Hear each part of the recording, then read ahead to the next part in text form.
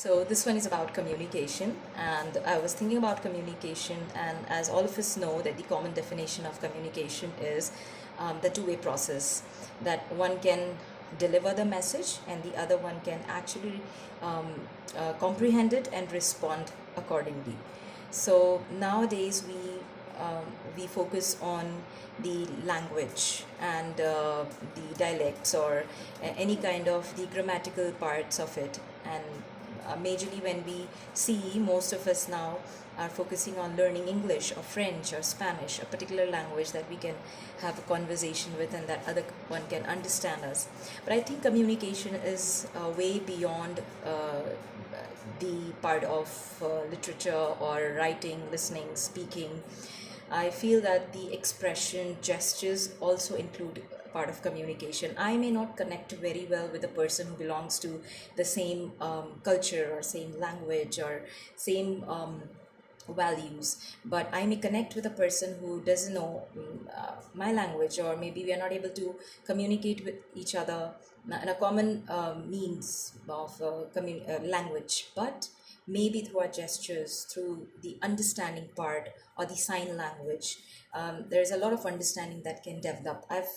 By God's grace, I've got the opportunity to go to different places. I've traveled and met different people from different countries. And there were times that when I met some of the old people or some of the friends or just passerbys or while traveling, we did not have a common mean of communication, but we still understood each other and it felt good.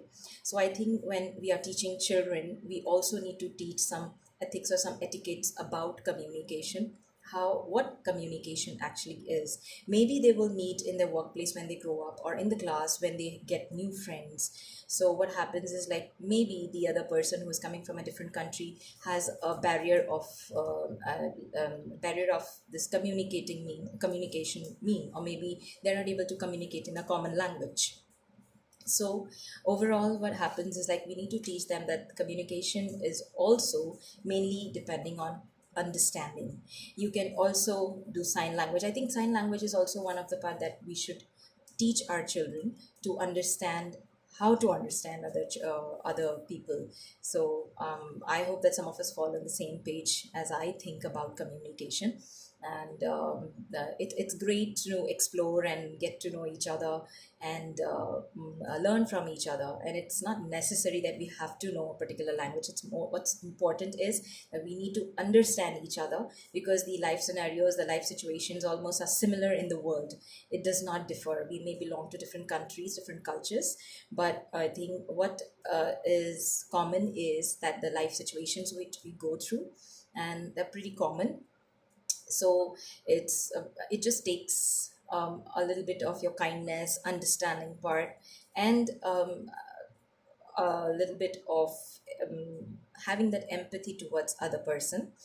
And it's not that I'm not saying that the communication, the language is not important, literature is not important. Of course it is important, because this is something that's universal.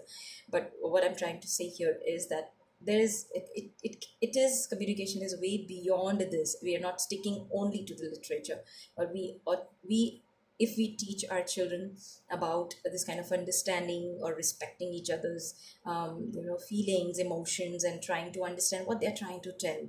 I think if our focus is there and not on the mostly on the grammatical errors or parts that we are, of course the grammatical part can be corrected given by given positive feedbacks.